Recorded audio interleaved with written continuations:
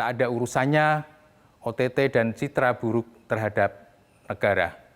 Jika OTT saja dipersoalkan dan KPK semakin dibatasi geraknya dalam memberantas korupsi, mungkin akan lebih baik mengatakan bubarkan saja KPK.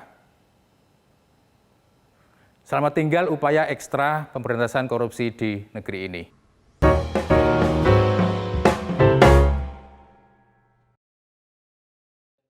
Halo Sobat Media Indonesia, kita jumpa lagi di program The Editors. Kinerja Komisi Pemberantasan Korupsi (KPK) lagi-lagi menjadi sorotan masyarakat. Namun kali ini yang dipersoalkan bukan pada seberapa banyak lembaga anti rasuah ini berhasil mengungkap kasus-kasus korupsi kelas kakap yang masih banyak terjadi di negeri ini. Adalah Menteri Koordinator Maritim dan Investasi Luhut Binsar Panjaitan.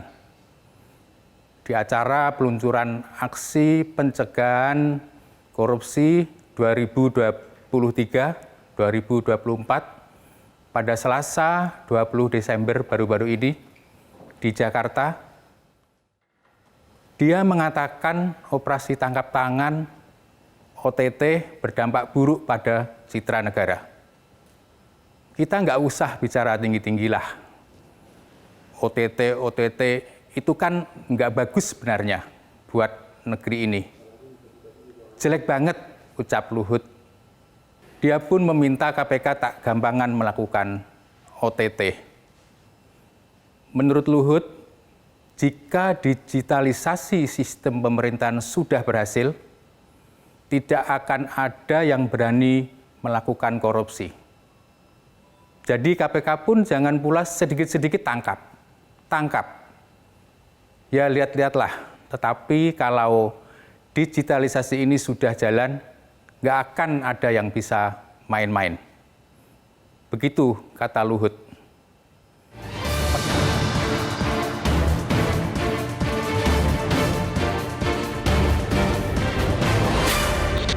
Ada banyak musuh dalam pemberantasan korupsi.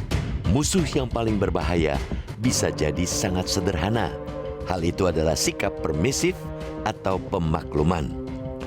Lebih parah lagi, jika pemakluman itu digembar-gemborkan oleh pejabat negara, maka hasilnya bukan saja kebangkrutan, melainkan budaya korupsi yang semakin mendarah daging.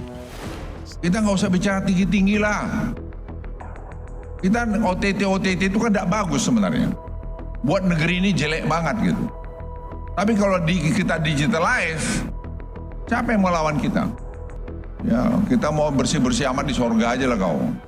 Pernyataan pejabat negara sekelas Luhut itu patut dipertanyakan. Karena syarat kontroversi bahkan bisa multitafsir. Jadi, apakah setelah suksesnya revisi Undang-Undang KPK, pemerintah kini menjadi permisif terhadap tindak korupsi? Apakah indeks korupsi di Indonesia sudah turun? Atau apa benar transparansi dan ketegasan dalam pemberantasan korupsi mengakibatkan citra negara buruk? Dan masih banyak pertanyaan yang bisa disematkan saat menilai pernyataan Opung Luhut tersebut. Namun yang jelas, kondisi KPK saat ini semakin lemah.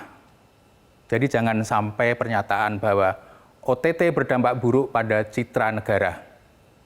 Jadi jika itu dikemukakan, tentu semakin memperlemah kinerja KPK. KPK saat ini sebenarnya dalam kondisi hidup segan, mati pun tak mau. Hal itu terjadi setelah perihal penyadapan dalam Undang-Undang KPK yang baru, yakni Undang-Undang Nomor 19 Tahun 2019, semakin dibuat panjang prosesnya. OTT merupakan senjata andalan KPK satu-satunya untuk melibatkan mata publik dalam upaya pemberantasan korupsi yang masih merajalela saat ini, terutama di sektor pemerintahan. Publik pun pada umumnya senang dengan masih adanya OTT oleh KPK. Kita bisa lihat setiap kali KPK menangkap basah pejabat yang korup, masyarakat bersuka cita. Semacam ada keyakinan masih ada sedikit harapan kepada KPK dalam memberantas korupsi di negeri ini. Harapan masyarakat itu seharusnya terus ditumbuhkan untuk mengimbangi kemerosotan kepercayaan publik terhadap KPK dalam 3 tahun terakhir ini. Kajian evaluasi yang disampaikan oleh Transparansi Internasional Indonesia, Pusat Kajian Anti Korupsi (UGM) dan Indonesia Corruption Watch yang dilaporkan pada akhir 2021 disimpulkan kinerja sektor penindakan korupsi oleh KPK semakin mengkhawatirkan. Catatan ini setidaknya dapat dilihat dari sejumlah hal. Misal, mandeknya supervisi terhadap perkara besar seperti korupsi pengurusan fatwa Mahkamah Agung yang melibatkan Joko S. Chandra serta Jaksa Pinangki Malasari. 3 lembaga masyarakat anti korupsi itu juga mencatat jumlah OTT yang anjlok sejak 2 tahun terakhir dan minimnya penanganan perkara strategis yang melibatkan penegak hukum. KPK di bawah komando Firly Bahuri juga mengalami penurunan kualitas penanganan perkara. Itu bisa ditunjukkan dengan rendahnya penuntutan, karut-marutnya penanganan perkara penting seperti korupsi bansos yang melibatkan Menteri Sosial kala itu Juliari Batubara, keengganan meringkus buronan seperti Harun Masiku, hingga tidak adanya tindak lanjut terhadap perkara yang menjadi tanggungan KPK. Disinilah terlihat betapa sama-sama penting upaya pencegahan dan penindakan korupsi. Premis Luhut bahwa sistem digitalisasi akan ampuh menutup celah korupsi mungkin ada benarnya, namun tak sepenuhnya 100% benar. Sebab yang menjadi alasan utama korupsi itu lebih kepada adanya sifat serakah yang dimiliki oleh sebagian orang yang tengah memegang kekuasaan. Jadi, sebagus apapun sistem digitalisasi pemerintahan yang hendak dibangun, tetap saja perlu pengawasan dan penindakan. Lalu, kenapa harus ada OTT? Jawabannya adalah OTT bisa memberikan kepastian kepada masyarakat bahwa organ-organ KPK tetap bekerja. Tentu saja saat melakukan OTT, KPK harus memiliki bukti permulaan yang kuat. OTT juga akan memperkuat dukungan publik kepada KPK untuk mengusut tuntas kasus-kasus yang tergolong kelas kakap. Bukankah nominal kasus yang ditangani KPK harus tergolong besar di atas 1 miliar?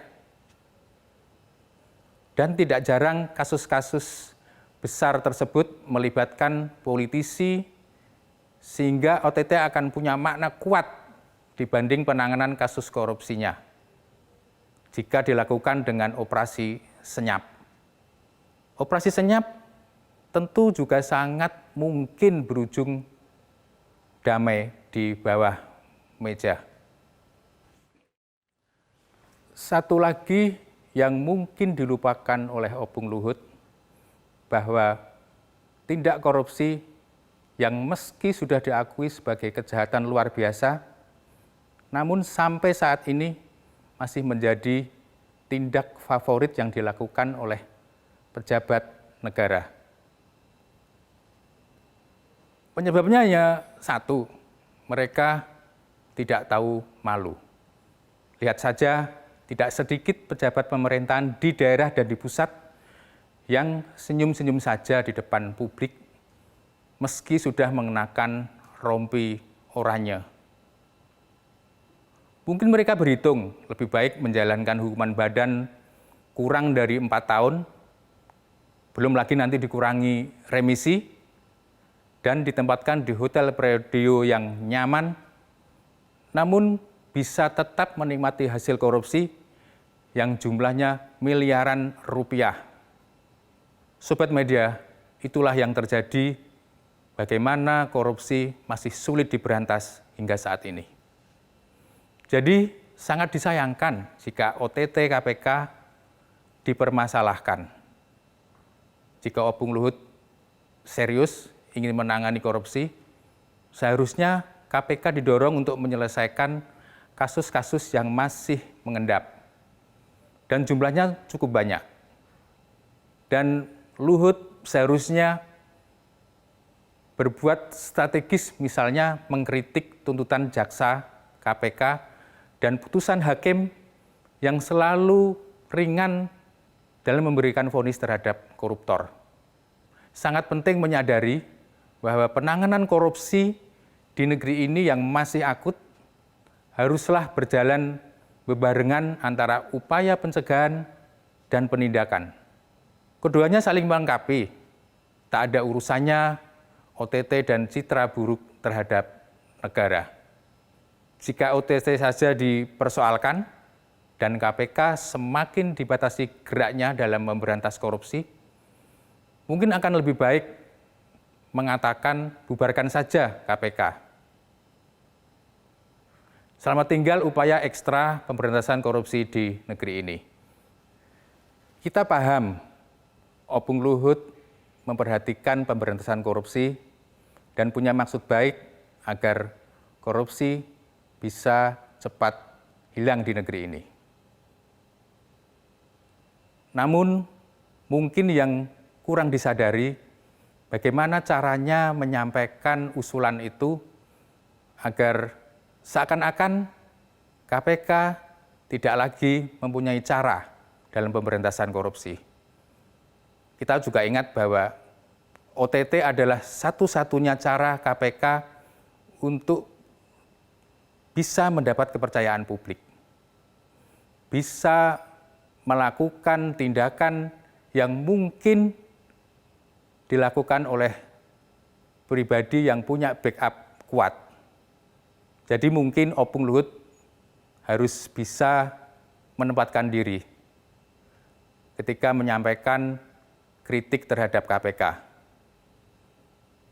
Kena iwake, ojo nganti butek banyune. Wassalam.